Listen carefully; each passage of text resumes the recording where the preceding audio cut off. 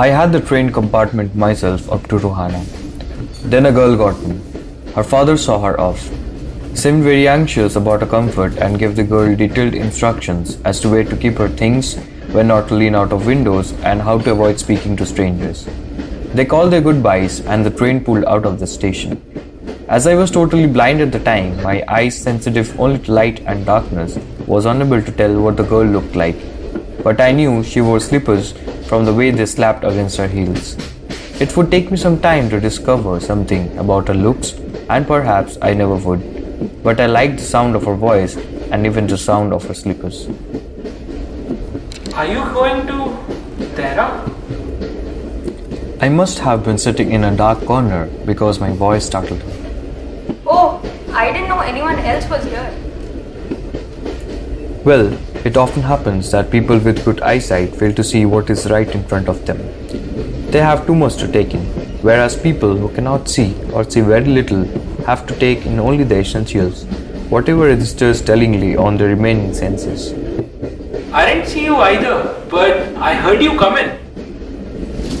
I wonder if I would be able to prevent her from discovering that I am blind. Provided I keep to my seat, perhaps it shouldn't be too difficult. I'm getting off at Saharanpur. My aunt is meeting me there. Then I must not get familiar with you. Cause, you know.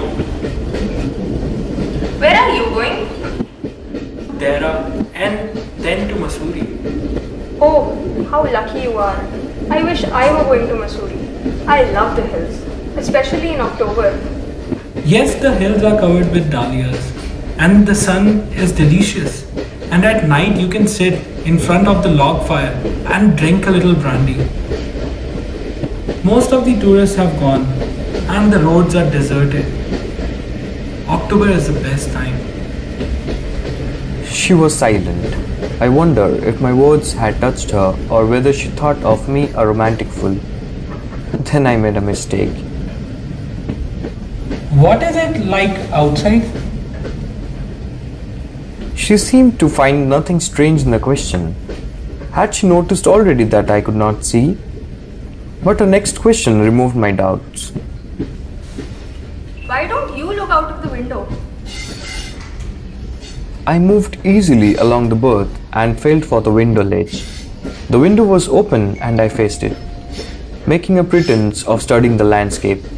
I heard the panting of the engine, the rumble of the wheels, and in my mind's eye could see telegraph posts flashing by. Have you noticed that the tree seems to be moving while we seem to be standing still? That always happens. Do you see any animals? No.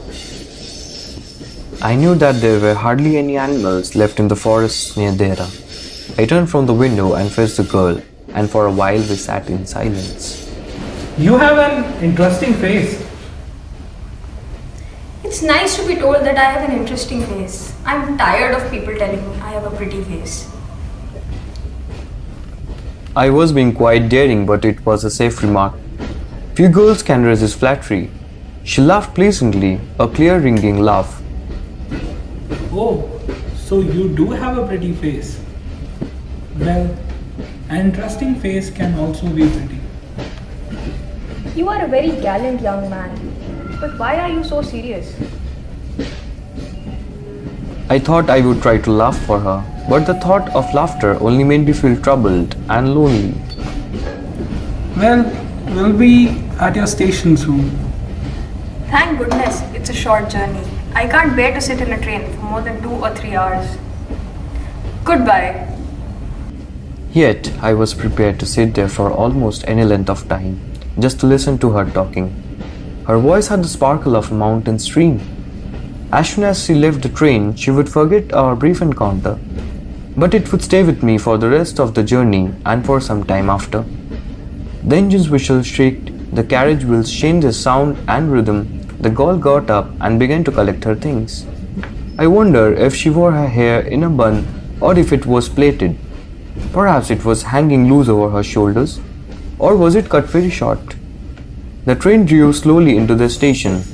Outside there was shouting of porters and vendors and a high-pitched female voice near the carriage door. That voice must have belonged to the girl's aunt. She was standing very close to me, so close that the perfume from her hair was tantalizing. I wanted to raise my hand and touch her, but she moved away. Only the scent of perfume still lingered where she had stood. There was some confusion in the doorway. A man getting into the compartment stammered an apology. Then the door banged and the world was shut out again. He returned to my berth. The guard blew his whistle and we moved off. Once again I had a game to play and a new fellow traveler. The train gathered speed, the wheels took up the song, and the carriage groaned and shook. He found the window and sat in front of it, staring into the daylight that was darkness for him. So many things were happening outside the window. It could be a fascinating game guessing what went on out there. The man who had entered the compartment broke into my reverie. You must be disappointed. I am not really as attractive travel companion as the one just left. She was an interesting girl. Did she keep her hair short or long? I don't remember. It was her eyes that I noticed, not her hair.